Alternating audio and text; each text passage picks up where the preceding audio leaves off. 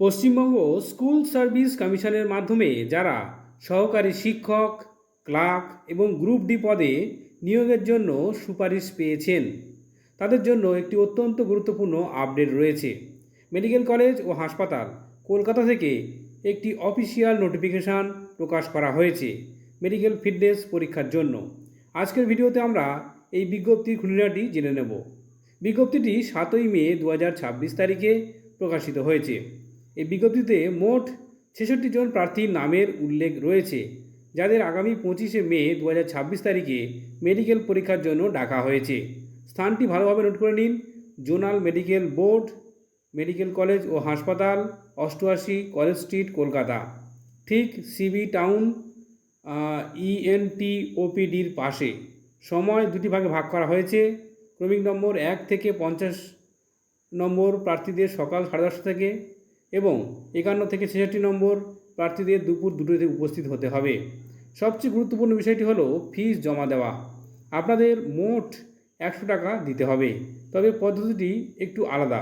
25 টাকা আপনাদের অনলাইনে www.wbfin.gov.in বা ট্রেজারিতে TR ফর্ম 7 এর মাধ্যমে জমা দিতে হবে। বিজ্ঞপ্তিটিতে নির্দিষ্ট অ্যাকাউন্ট হেড দেওয়া রয়েছে, সেখানে স্ক্রিনে দেখতে পাচ্ছেন এই জমার রসিদটির সাথে নিতে হবে। এর পাশাপাশি মেডিকেল পরীক্ষার দিন অতিরিক্ত 75 টাকা নগদে মেডিকেল বোর্ডে জমা দিতে হবে। এবার আসি ডকুমেন্টের কথায়। মেডিকেল বোর্ডে যাওয়ার দিন আপনাদের 7টি গুরুত্বপূর্ণ ডকুমেন্ট সঙ্গে নিয়ে যেতে হবে। 1. উপযুক্ত চক্ষু বিশেষজ্ঞের দেওয়া চোখের সার্টিফিকেট, চোখে পাওয়ার থাকলে চশমা অবশ্যই পরে যেতে হবে। দ্বিতীয়ত, প্রস্রাবের প্যাথোলজিক্যাল যে রিপোর্ট অর্থাৎ ইউরিনের রিপোর্ট নিয়ে যেতে হবে।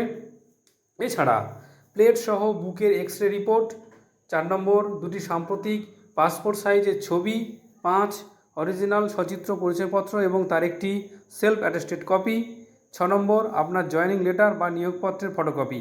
আর 7 নম্বর রয়েছে, যদি কোনো প্রার্থী শারীরিক প্রতিবন্ধী হন তবে তার অরিজিনাল PH সার্টিফিকেট এবং তার সেলফ অ্যাটেস্টেড কপি সাথে রাখতে হবে।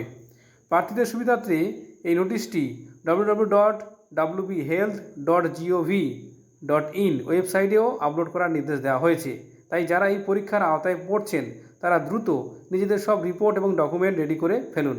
ভিডিওটি উপকারে আসলে অবশ্যই লাইক দেবেন এবং শেয়ার করবেন, আর চ্যানেলটিকে অবশ্যই সাবস্ক্রাইব করে রাখবেন। সবাই খুব ভালো থাকবেন। ধন্যবাদ।